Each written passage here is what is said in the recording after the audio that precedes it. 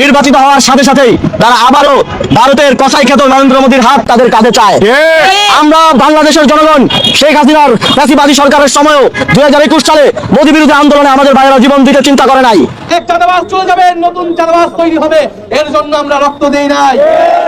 এক লুটেরা গ্রুপ চলে যাবে, অন্য লুটেরা অন্য নীল খেলাপিরা সংসদে যাবে, এর জন্য বাংলাদেশের মানুষ জীবন দেয় না। সালে এই ধরনের কাহিনী আমরা দেখেছি, নারীদেরকে রেপ করা, নারীদেরকে বাড়ি থেকে তুলে নেওয়া, যেই সংস্কৃতিটা, সেই সংস্কৃতির বীজ এবং রক্ত বিএনপির মধ্যে নির্বাচনের মধ্য দিয়ে ভর করেছে। বিএনপি সন্ত্রাসীরা ক্ষমতায় আসার সাথে সাথে সরকার গঠন করার আগেই যে কাজ শুরু করে দিয়েছিল, আওয়ামী লীগের সে কাজ স্টার্ট করতে কয়েক বছর লেগেছিল। ওরা আওয়ামী লীগের চাইতে কতটা জঘন্য আপনারা দেখছেন, সারা বাংলাদেশে সন্ত্রাসের রাম রাজত্ব কায়েম করেছে।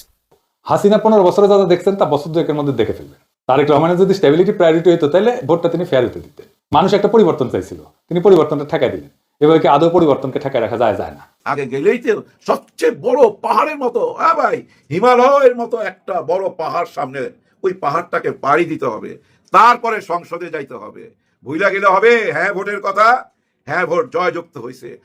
মুসার একটি লাঠি যেমন ফেরাউনের সেই তখ্তে তাগুতকে ধ্বংস করে দিয়েছিল, এই যে আমরা এখানে যারা একসাথে হয়েছি, যে কোনো এক ভাইকে যদি তুমি কবুল করে না, তার উসিলায় ঢাকা 8 আসনে আমাদেরকে চাঁদাবাজ থেকে মুক্ত করে দাও।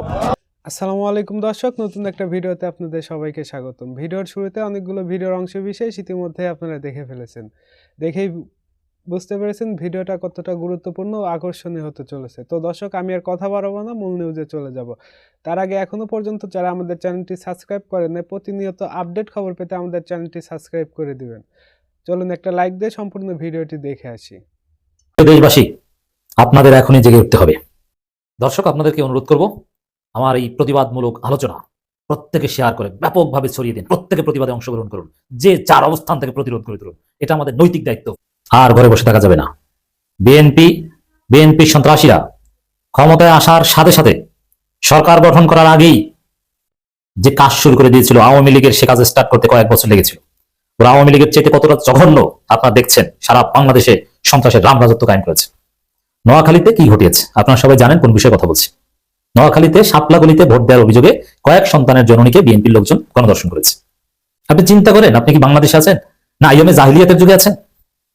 এই বিএনপি এটা কি বাংলাদেশ জাতীয়তাবাদী দল না বাংলাদেশ জাতীয়তাবাদী আইএমএ জাহিলিয়াত পার্টি? এই আধুনিক যুগে এই অসভ্য বর্বর ক্ষমতা এসেছে। এরা আওয়ামী লীগের চাইতে কত নিকৃষ্ট, জাস্ট ফিল করবেন। আওয়ামী লীগ ফিরে আসবে অনিবার্যভাবে বিএনপি কর্মকাণ্ডের কারণে। এখন এই পরিস্থিতিতে আসুন আমরা সবাই প্রতিবাদ করি, প্রতিবাদে সামিল হন। তারা যে কি আসলে দেশ চালাতে পারবে? Is it possible? এভাবে জাস্ট একটা শুধু, আরো দেশের বিভিন্ন জায়গাতে খবর আসে এরকম গণধর্ষণের খবর, দাঁড়িপাল্লায় ভোট দেওয়ার অভিযোগে। এবং রাজশাহী বিশ্ববিদ্যালয়ের ছাত্রী পালাতক, তার মাকে এই হুমকি দেওয়া হয়েছে ভোগ করার। এবং বিভিন্ন জায়গায় নারীরা পালাতক। বিশেষ করে এই বিএনপি সন্ত্রাসীদের কাছে সবচেয়ে অনিরাপদ নারীরা। ভোটের আগে ওরা টার্গেট করেছিল নারীদের উপর ভয়ানক নিপীড়ন চালিয়েছিল। ভোটের পরে এখন চূড়ান্ত পর্যায়ে নিপীড়ন। আগে তো জাস্ট আক্রমণ করতো, মাথায় আঘাত করতো, কোপাতো, এখন সরাসরি দর্শন করছে। এই হচ্ছে বিএনপি। চারদিকে প্রতিবাদ ছড়িয়ে পড়েছে। ঢাকা বিশ্ববিদ্যালয়ের শিবির ইনস্ট্যান্ট বিক্ষোভ মিছিল বের করেছে। এনসিপি বাংলা মোটর তাদের কার্যালয় থেকে বিক্ষোভ মিছিল বের করেছে। হ্যাঁ, জনতার প্রতিবাদে বাংলাদেশের দফা হবে। দেশ চালাতে তারাই পারবে, নইলে দরকার নেই। কোন অযোগ্য লোককে দেশ চালাতে দেওয়া হবে না। এখন কি মনে করেন এটা কারা করেছে? সিস্টেমটা দেখেন। প্রথম কথা হচ্ছে, অতি উৎসাহী কেউ যদি এটা করে থাকে তাহলে আইন ব্যবস্থা নিবে, এই তো। কিন্তু না, এটা রাষ্ট্রীয় মদদে বিএনপির পৃষ্ঠপোষকতায় দলীয় কাঠামোর মাধ্যমে এটা করা হচ্ছে। কিভাবে এটা একটু দেখাই, তাহলে বুঝবেন এটা কি বিচ্ছিন্ন সন্ত্রাস, বিচ্ছিন্ন ধর্ষণ, না এটা বিএনপির অফিসিয়াল কাজ। কিভাবে? যেমন এই ঘটনা ঘটেছে নোয়াখালীতে। ভুক্তভোগী সুস্পষ্ট স্টেটমেন্ট দিয়েছে, ভিডিও স্টেটমেন্ট আছে, কিন্তু কোনো মিডিয়া রিপোর্ট করছে না। ইত্তেফাক রিপোর্ট করেছিল অভিযোগ, এই শিরোনাম দিয়ে অভিযোগ। বিএনপি আকাম করলে অভিযোগ, আর আওয়ামী লীগ আকাম করলে তখন ছিল অভিযোগ, আর বিএনপি করলে সেটা সরাসরি। কিন্তু কোনো মিডিয়া এই রিপোর্ট রাখতে পারেনি, ডিলিট করে ফেলেছে। অবশ্য চ্যানেল 24 এরকম আরো কয়েক জায়গায় আসছে, কিন্তু মিডিয়াগুলো ব্ল্যাক আউট করে দিচ্ছে। ভিডিও স্টেটমেন্ট আছে ভুক্তভোগীর, এটা নিয়ে সব মিডিয়া লেট নিউজ করার কথা, তোলপাড় সৃষ্টি হওয়ার কথা, কিন্তু মিডিয়া চুপ। এই মিডিয়া চুপ কেন? বিএনপি সেন্ট্রালি এই ঘটনা ধামাচাপা দেওয়ার চেষ্টা করেছে, কিন্তু পারবে না। আমরা তো আছি। এই তরুণ প্রজন্ম থাকতে, এই ছাত্র জনতা থাকতে তারকে কোনো কারসাজিতে কাজ হবে না। ওইসব মিডিয়াকে জনগণ লাথি মারে, জুলাইতে দেখেছেন না? মেইন স্ট্রিম মিডিয়াগুলো একদম চুপ। অথচ এই নোয়াখালীতে যেটা ঘটেছে, এইটা নিয়ে আজকে সমস্ত টক শো আলোচ্য বিষয় উচিত এইটা, যে বিএনপি কি শুরু করেছে সারা বাংলাদেশে। আজকে তারেক রহমান সংবাদ সম্মেলন করেছে, দেখেন কোনো দালাল সাংবাদিক একটাও প্রশ্ন করে নয় সারা দেশে বিএনপি সন্ত্রাসীরা জামাত এনসিপি উপর ভয়ানক নির্যাতন চালাচ্ছে, নারীদের নির্যাতন করছে, কোন সুশীল কেউ কিছু বলছে না। দেখছেন আপনি কোন জাহিলিয়াতের মধ্যে এসে পড়েছেন? আমরা কথা বলবো, জীবনের ঝুঁকি নিয়ে কথা বলবো। জুলাইতে যেরকম কথা বলেছি এরকম কথা বলবো। জুলাই আর ফিরে আসতে দেওয়া যাবে না, অঙ্কুরেই খেয়ে দিতে হবে, দফা করতে হবে যারা দেশ চালাতে পারবে কি পারবে না। কারণ শুরুর আলামত আমরা মোটেও ভালো দেখছি না। এগুলো কি কি ঘটছে? তো দর্শক, এরপর দেখেন মিডিয়াগুলো বিএনপি তাদের অফিসিয়াল মেকানিজম ব্যবহার করে মিডিয়া থেকে এই খবর ব্ল্যাক আউট করে দিয়েছে। এর মানে বিএনপি অফিসিয়ালি এই ঘটনার সাথে জড়িত, তারা ধামাচাপা দিতে চায় একদম আওয়ামী স্টাইলে, এবং পুরো প্রশাসনকে ম্যানেজ করে ফেলেছে। ভিডিও স্টেটমেন্ট আছে, এখন ওই মেডিকেল রিপোর্ট চেঞ্জ করানোর চেষ্টা করছে বিএনপি। আমরা জানতে পেরেছি যে মেডিকেল রিপোর্টে যাতে প্রমাণিত হয় না না ধর্ষণ কিছু করেনি। আবার বিএনপির ছাত্রীরা, ওরা সবাই ধর্ষকের সাপোর্টার, ছাত্রদল নেতা নেত্রীরা, ওরা যে কতটা নিকৃষ্ট জঘন্য আমরা দেখছি। ওরা বলছে না না এটা ব্যক্তিগত দ্বন্দ্ব, এটা সত্যতা পাওয়া যায়নি, অমুক তমুক গুজব।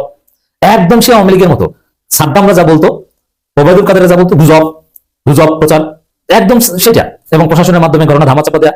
দেখেন আমি অবাক হইলাম যে ওসি এসপি ডিসি এইগুলো কতটা দলকানা হয়ে গেছে অলরেডি শপথ নেওয়ার আগে।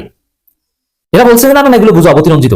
একটা অডিও শুনলাম সম্ভবত ওসি বা যে কোনো পুলিশের ঊর্ধ্বতন কর্মকর্তা, না না এগুলো গুজব, এরকম কোনো ঘটনা ঘটেনি। অথচ এটা ঘটেছে 100% সত্য। যেহেতু এটা তোলপাড়, এই আধুনিক যুগে এটা ধামাচাপা দেওয়া যায় না, দেখবেন কি হয়। কিন্তু দালালি কত প্রকার কি কি দেখছেন তো। এখনো যদি এটা করে সামনে কি করবে এরা, তখন আপনিই বলবেন যে হাসিনাই ভালো ছিল, কারণ এরা হাসিনার চাইতে নিকৃষ্ট। এই ধরনের কাজ দেখা যায় তো বৈধতা দিয়েছে আগে। নোয়াখালী সুবর্ণচরে যে সেই সংঘবদ্ধ ধর্ষণ যে ঘটনা, ধানের শীষে ভোট দেওয়ার অভিযোগে 18 সালে ওই লোকজনকে নিয়ে নির্বাচনী প্রচারণা চালিয়েছে বিএনপি, তারা তো এটা করবেই। তখন ছিল ধানের শীষে ভোট দিছো কেন, এবার হচ্ছে ধানের শীষে ভোট দাও নাই কেন। এবং সেই পূর্ণিমা শিল্পে দর্শন করাটা আপনারা জানেন না, এটা তো বিএনপি হিস্ট্রি। দেখেন এই নোয়াখালী এটা নিয়ে তোলপাড় সৃষ্টি হয়েছে, এরকম অভিযোগ কিন্তু সারা দেশ থেকে আরো আসছে। এবং এই ধরনের ঘটনা ঘটলে অনেকে কিন্তু প্রকাশ করতে চান না, ধামাচাপা দেন, কিন্তু এটা করছে। চুপ থাকবেন না, সারা বাংলাদেশে প্রতিবাদের ঝড় তুলতে হবে এবং ইউনূস সরকারকে জবাবদিহি করতে হবে। এখন পর্যন্ত তো ইউনূস ক্ষমতায়, তো এগুলো কি বাংলাদেশের আইন শৃঙ্খলা, এটা কি মার্শাল ল লাগবে? মানুষ, নারীরা যে দেশে নিরাপত্তা না, কিসের গণতন্ত্র, কিসের নির্বাচন? যারা নিরাপত্তা দিতে পারবে তারা ছাড়া এটা কি চলছে?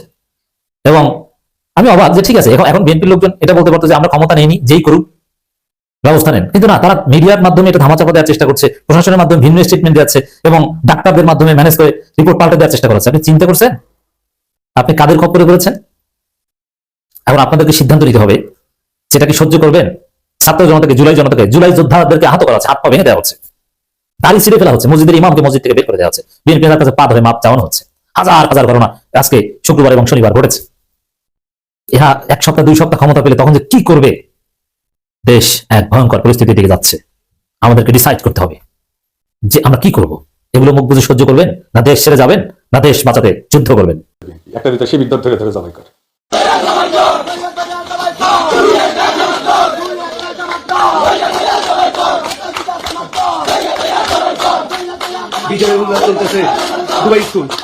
শুনেছেন? শুধু তাই না, আজকে শিবির নেতাদের বাসায় হামলা করতেছে।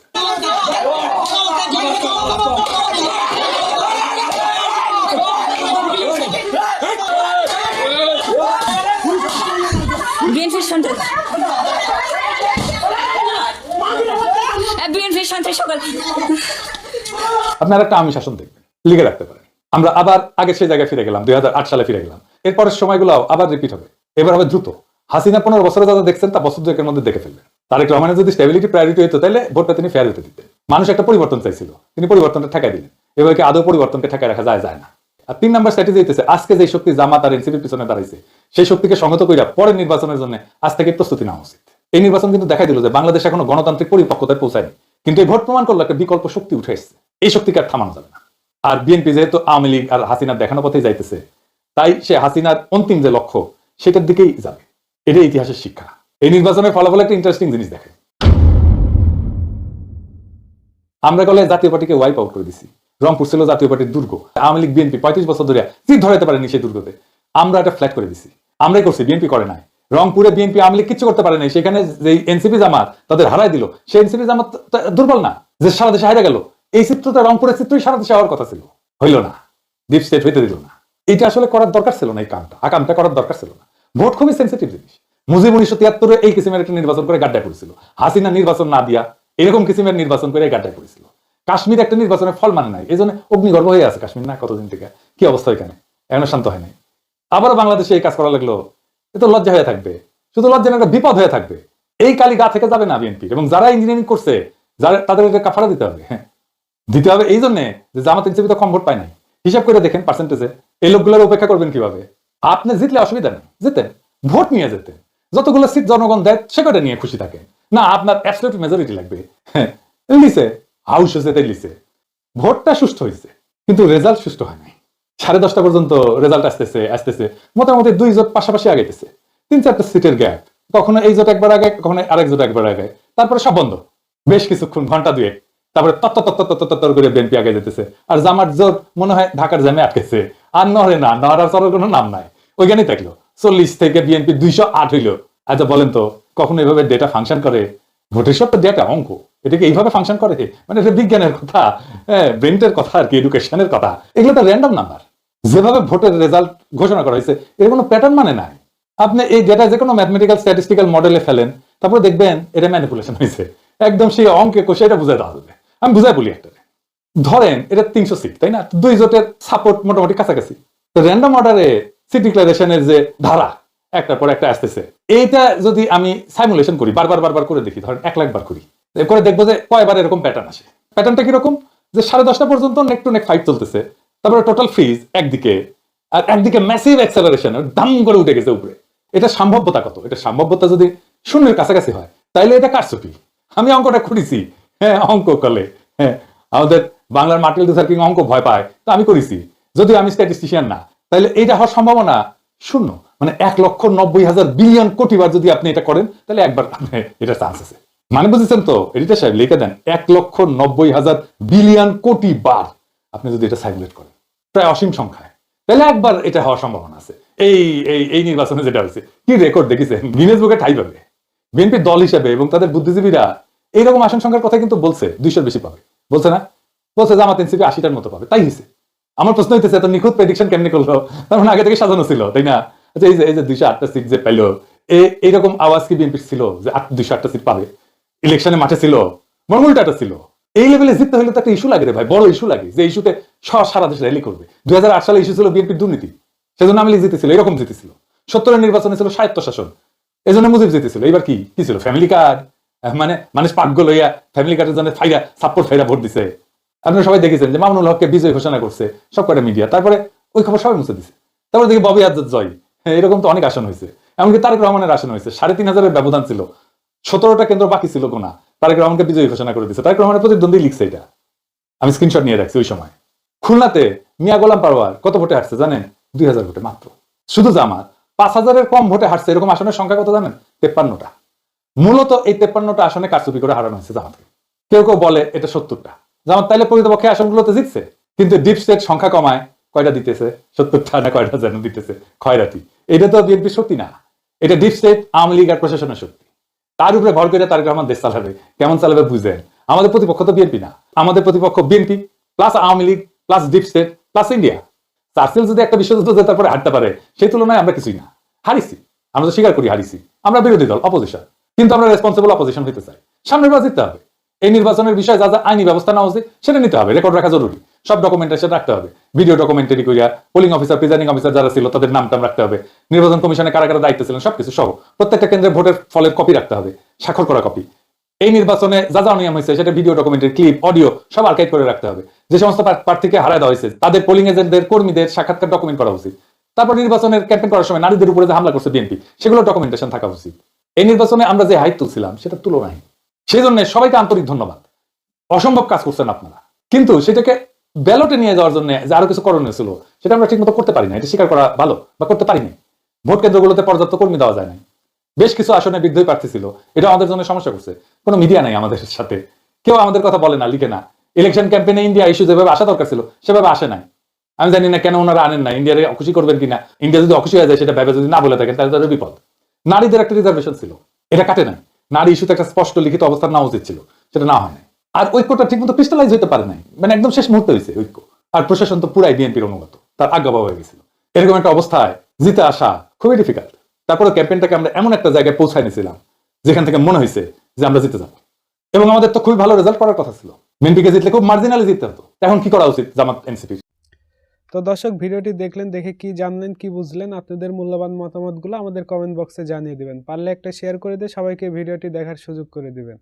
আজকে এ পর্যন্ত, আবার দেখা হবে নতুন কোনো ভিডিওতে। সবাই ভালো থাকবেন, সুস্থ থাকবেন, আল্লাহ হাফেজ।